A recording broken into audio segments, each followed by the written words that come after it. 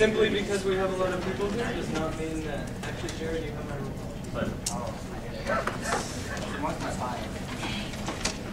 We will have a roll call question.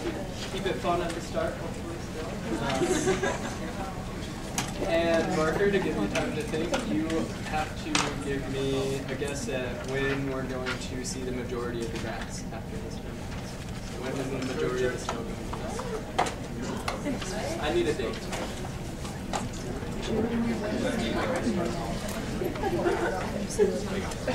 Not that type of date. Closest about what it's Yes.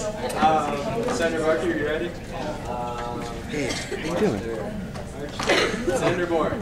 I'm kind of scared with all these people. Senator Brockhouse. March 13th. Senator Bell.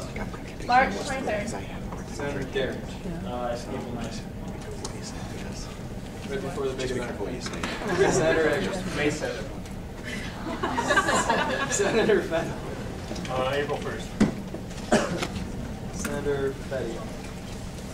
March 2nd. Senator Garcia. Probably never. Senator Jagels. March 8th. Senator Green, I'm sorry. March 21st. Senator Jurgensen. March 20th. Senator Kelly. Senator Kelly. Senator Mostek. March 25th. Senator Painter. March 30th. Senator Peterson. April 1. Senator Post.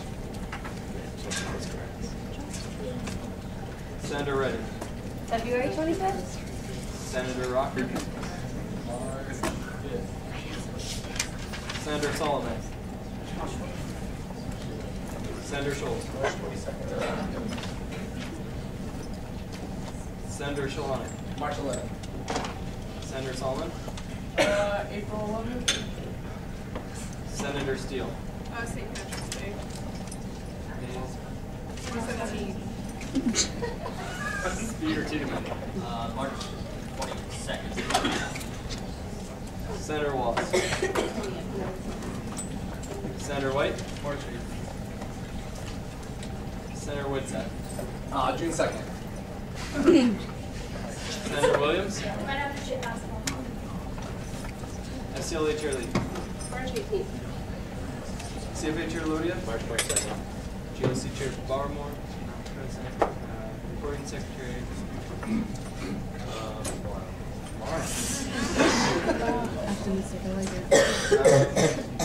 I guess April 1st, hopefully it dries by the time we get back. Vice President Crooks. April 7th. Thank you very much. We do not have a flag today, so we will skip the Pledge of Allegiance and move to the minutes. If you'll all pull out your minutes and review sections, make sure everything is correct. 1 millimeter.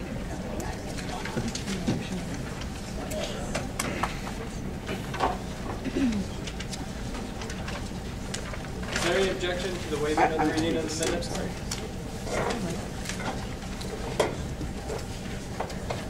Okay, seeing no objections, are there any corrections?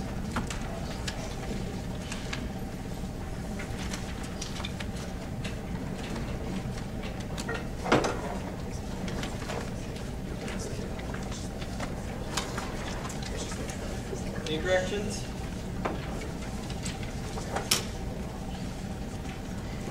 Alright.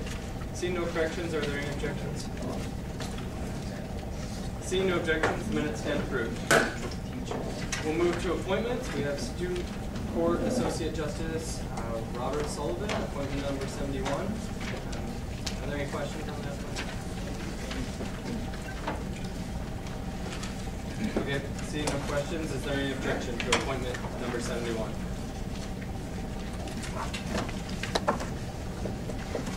Are there any objections?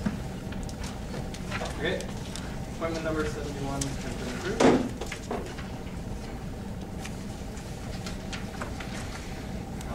We have a new student organization, UNO Grilling and Barbecue Club, if you want to check that out.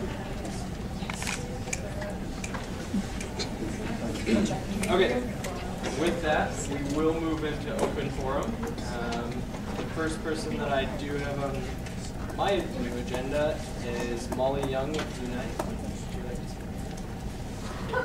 speak? Here's a microphone.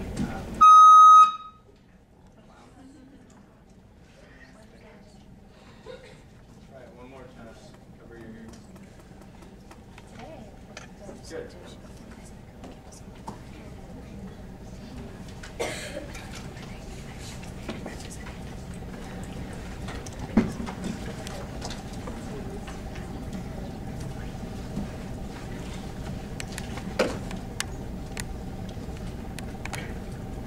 Hi, my name is Molly Young. I'm a member of the Miami Tribe of Oklahoma and the president of the University of Nebraska Intertribal Exchange.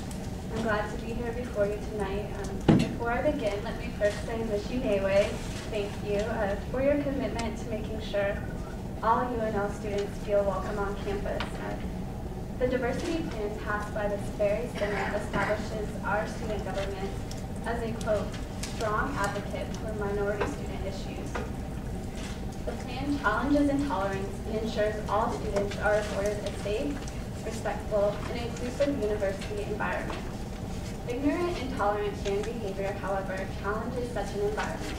While I know many of us are aware of the issue at hand, let me take a minute to restate the facts. On November 7, 2009, several students stood together, shirtless, in the front row of the Nebraska-Oklahoma football game. Feathers stuck from fake headdresses and red paint streaked their bare stomachs. A foul message covered one man's chest. One held a sign, "We won our land back."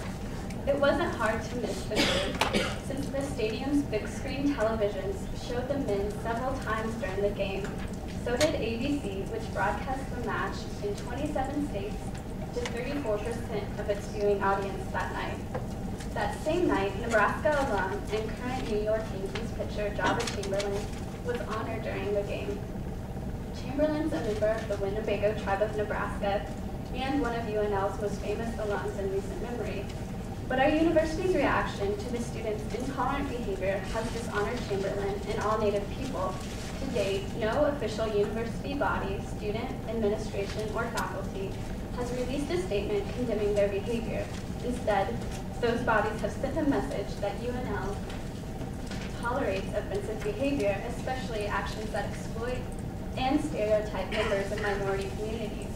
That message was made clear at the next and final Nebraska home game versus Kansas State on November 21st, when one student returned wearing a headdress and war paint. This time, ESPN cameras captured the act. But tonight, ASUN can rewrite that message and put its diversity plan in action. ASUN can advocate on behalf of UNL's Native students and on behalf of all of UNL's diverse population. As president of Unite, I urge you to take that opportunity. Pass Senator Justin Sholonick's bill recognizing the aforementioned intolerant acts and calling for a working relationship between ASUN and the athletic department in order to make sure these actions never occur again. These steps are necessary. Too often, diversity becomes an afterthought here on campus. For instance, the presidents of the Mexican American Student Association and the African People's Union and myself received an email Friday afternoon from a university recruiter. He had hoped our groups would attend that department's recruitment fair on Tuesday, 2 business days after we received the email. Clearly, he scrambled to add diverse voices to the event at the last moment. This isn't an isolated incident either. Minority students encounter acts like these every day. However, such interactions aren't normally broadcast on prime time for the nation to see. Unfortunately, the ignorant fans were. Whether these students knew their dress and actions were offensive, degrading, and intolerable is beyond the point. Also beyond the point is whether they meant to be creative, as some have suggested. As a member of the Oklahoma tribe, I can speak to that fact. The "we want our land back" argument falls flat. I can assure you, I'm equally offended, even though it was my ancestors' land that was taken. I know we may never learn their motivation. Regardless, their actions, at the very core, are unacceptable. An institution of higher learning and its students must not allow this to happen again. We must not condone this behavior.